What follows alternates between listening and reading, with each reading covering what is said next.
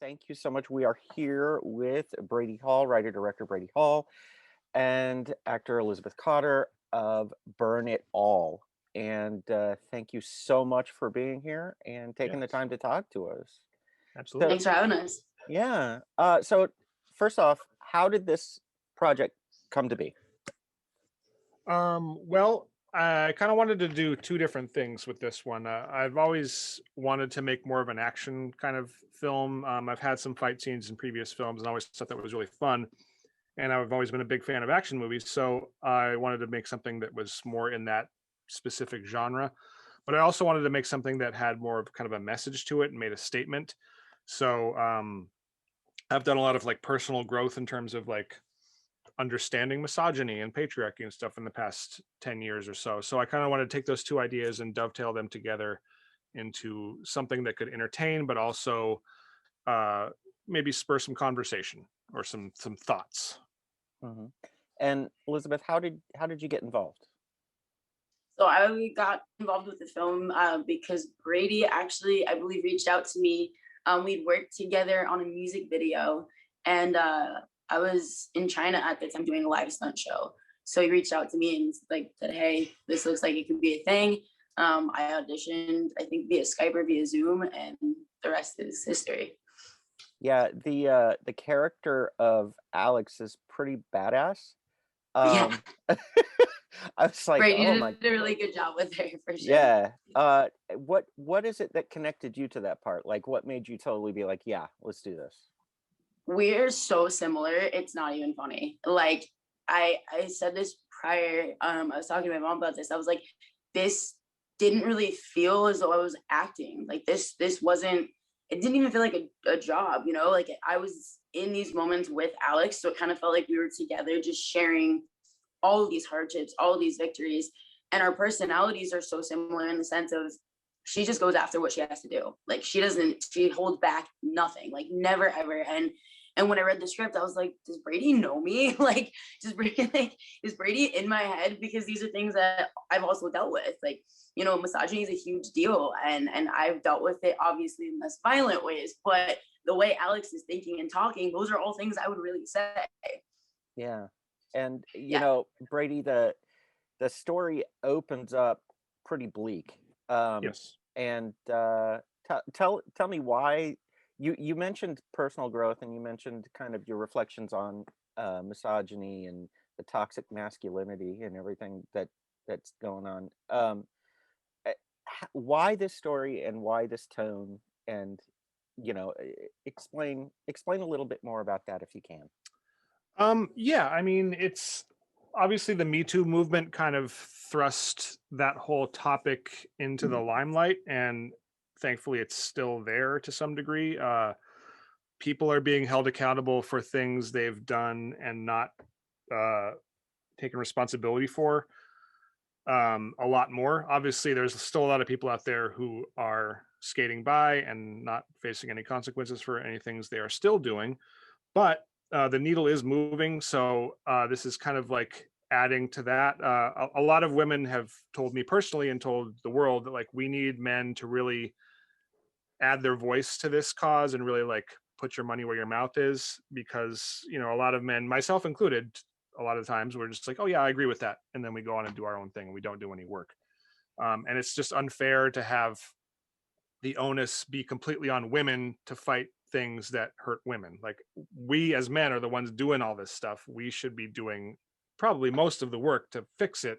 It shouldn't be the job of women to do all that. So it's a little bit of that. It's just like, okay, I'm going to use my voice, as small as it is. Like, I'm not a big time player or anything, but like, I'm going to put my voice and my effort and my time and money into this thing that's, it is on one hand just entertainment, but on the other hand it is a message and it could start some conversations. So um I'm not thinking that this is like a big grand gesture that I need awards for or anything, but I'm just like, well, I can take whatever I got and put it behind this message, and hopefully it will move the needle a little bit.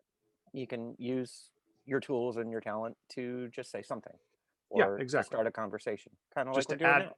yeah, just to add to the chorus, just to kind of add some male voice to the thing that should have a lot of male voices in it, frankly. Yeah. And Elizabeth, you the opening scene is pretty intense. How did you prepare for that, like that scene, you know, where she's getting a phone call about her dying mother and about to commit I suicide? And... I love this question. Like, so we had a great cast and crew. Deb, the producer, she kind of gave me space to get mentally prepared, and really asked me questions that I wanted to ask myself anyway, to kind of get myself in that headspace. I'm also very much aware of what these moments can feel like losing a loved one. So I kind of just dove into that even further, and thought about how I felt in those moments, and like truly just brought out the worst of the worst in those feelings. And again, like we had such a great cast and crew that I felt comfortable enough to do that. So that specific scene where Alex is just done, it's more them, it's more the cast and crew that made that happen than me, because they just gave me such a safe space to be able to like explore those emotions. That being said, I mean, I talked to my mom, you know, I called my mom a few times on this production, and just kind of like had words with her and kind of just exchanged ideas. And I think when I put my actual mom into perspective in this film, that's also what really gave me the tools I needed to pull it off. Mm-hmm. And we Yeah, also go ahead. we treated that scene almost like the way that like sex scenes are treated, like closed set, just me and two producers in the room, no other distractions, and that really gave Elizabeth the kind of the space to breathe and to really get into that. Mm-hmm. Yeah, it was definitely effective and hit a nerve with me, so it was pretty amazing. So let's talk about some of the fun stuff on the shoot. The stunt work, okay, because there were some pretty wild fight scenes, hand-to-hand combat scenes, stuff like that. Okay, so was there any particular scene that took a little bit longer, or that you were very proud of, either of you, Elizabeth or So many. Brady? Brady, do you want to go first on this one? Because I'm stoked to hear what you have said.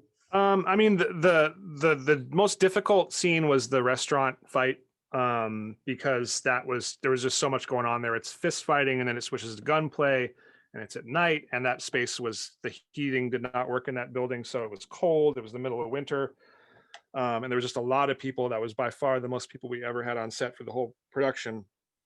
So it was just a lot of moving parts, a lot of people to wrangle. I mean, not as big as like an actually funded movie. That would have been 3 times as many people in that space, but just with our small crew and just a lot of fighters, just that needed to be accounted for and beat up and just a lot of props, and so it was tricky. That was a 2-day affair getting all that done. That one of those days went really long, and we went into the night, and that's the one day that I kind of feel bad about, because we got into like I think 13 or 14 hours, which I really try to avoid, especially with a long drive home. So yeah, that was the trickiest one by far. Elizabeth, what about you?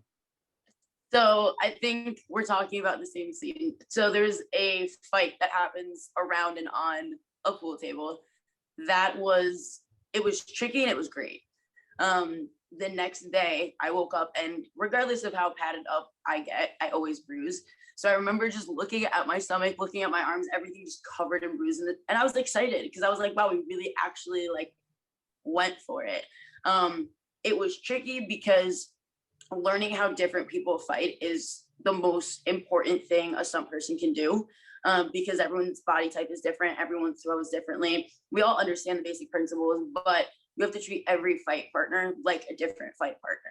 So it's challenging just making sure that I understood, okay, this person, you know, reacts this way, and this person might throw a little bit harder, shows a little bit more love, things like that. But it was actually probably one of the most rewarding. Like, I'm proud of it because we did 2 parts at the same time. We had Becky, my stunt double, killing it on one side, and then me killing it on the other side, and we were just making magic happen like simultaneously. It was super cool. That's awesome. And stunt work, that's kind of where you got started. That's your wheelhouse. But you were able That's to my wheelhouse. Yeah, you definitely able to parlay, you know, and match. What I'm trying to say is your talent in acting matches your talent in stunt work. So it was, Thank you. yeah, it was very impressive. So yeah, question now, to further debate, or not explore, I should say. Uh, this is a film about female empowerment, or at least evening the score, but it was written by a man. So, question: is this a fair take? This starts off with you, Elizabeth.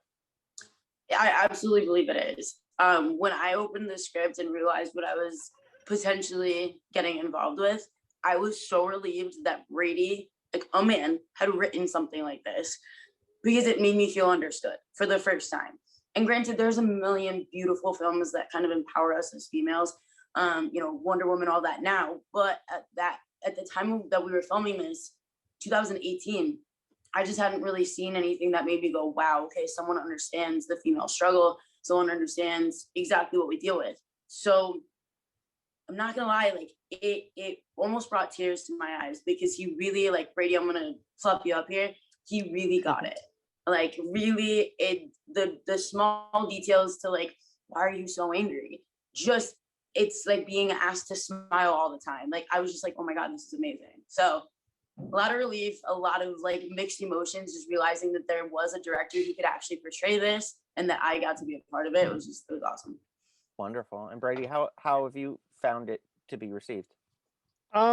Yeah, I mean, in terms of what Elizabeth is saying, I mean, I shouldn't say I agree, because she was praising me, so that seems kind of conceited. But I will say that no man, however enlightened or feministy or whatever they are, they didn't get to that place themselves. That is almost always built on the labor of a lot of women who have yelled at them or been frustrated with them or tried to teach them things, and I am no exception there. So it feels weird taking the credit for getting it, because in order to get it, and I don't even think I get it fully, because I will never get what it's like to be a woman, but there was a lot of female frustration directed at me over the years, just beating it into my head like, dude, you've got to get this. This is the way you're operating, is not how the world works for us. So I do always want to shout out to the women in my life, like now or on set, the producers, the people who consulted the script. Like that, I very deliberately put in script consultant in the credits, because 3 different women who are friends of mine definitely like gave me notes on the scripts, or the script of drafts, because the first draft is very different from the 3rd and the 4th draft, just in terms of like how the men talked. And a lot of people are like, this doesn't sound like what a man would actually say to me, or what men have said to me. So this was not just my effort. It was very much cross-checked and proofread by women who edited. Basically, they basically said like, no, that's not real. That doesn't read real to me. This is a little bit more like what actually happens when the doors are closed. So yeah, that's how I kind of deal with that praise, I guess, for lack of a better term. Is it wasn't just all me, is what I'm trying to say. Excellent. So I suppose this is my last question. What and it's to the both of you. We can go on, but the getting into the industry, and the both, I mean, indie filmmaking is tough, and the fact that a film gets made is a miracle in and of itself. So Elizabeth, let's start with you. What would your advice be as a stunt performer, as an actor who is coming up? What would your advice be to the others who are still working to make it? My advice to anybody who's on this journey is that it is a journey. So love it, like obsess over it. Make sure it's the one thing in your life that you cannot stop thinking about, because there will be so many moments where you'll feel defeated, but those are the moments you're gonna grow. I couldn't believe it until I realized it, but I don't wake up without thinking about fighting. Like every single day when I'm here, I'm training. Like I'm at a boxing gym. I train all day. I help others learn choreography. Like you just gotta love what you do. That's the best part of it. And Brady, what about you as an indie filmmaker? And you said there wasn't any funding on this film, and I mean, like, that's how it is. But what's your advice to other filmmakers? You actually got a film made. Yeah, you've gotten several made. But what about the others? I mean, it's kind of similar to what Elizabeth is saying. Is you can't, and I know it's very cliche. It's like follow your dreams and never give up. No, it's like okay, who cares? That doesn't really mean anything when you apply it to life, because the feeling of oh this sucks. It's like I'm never going to do this. This is garbage. That is a very potent feeling, and you have it from from word one on page one of the screenplay to right now as I'm talking about the movie. I'm just like, oh, this part sucks. You're always going to be down on yourself, and I think even the most successful people are down on themselves.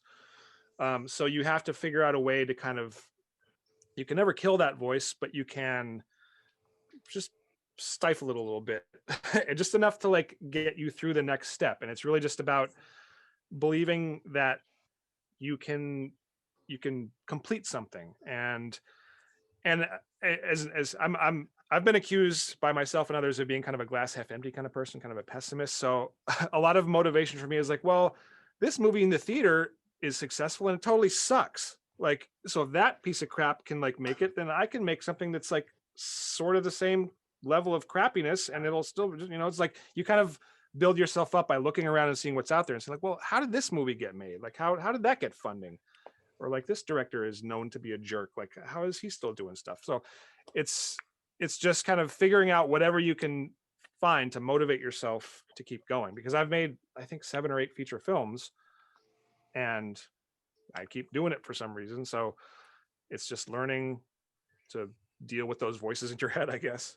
Yeah, I mean, you've taken a few things to Sundance, so I mean, right? I have as a See? producer, yeah, and See? yeah. What was that like? It's fun, but after the first time, you realize that just having a film in Sundance doesn't necessarily mean anything. Like there's still an extreme amount of luck to making it out of Sundance, because for all there's like a couple hundred films in Sundance every year, and only like a portion of them go on to be like Sundance award-winning film and like have a big thing. There's a lot of movies that just never go anywhere. A lot of directors that get in there and never go anywhere. Producers. So it's fun, and it's definitely like a little like starstruck moment. But after you, and again, I'm a very pessimistic person. So after one time, I'm like, it doesn't mean anything. So, but that's just me. Well, despite that, I do wish you all of the very best on this film. And Elizabeth, Brady, thank you very much for coming on, talking. And you guys, Burn It All comes out on VOD February 19th. So be sure to check it out. We'll have our review up soon. And there you go. Wonderful.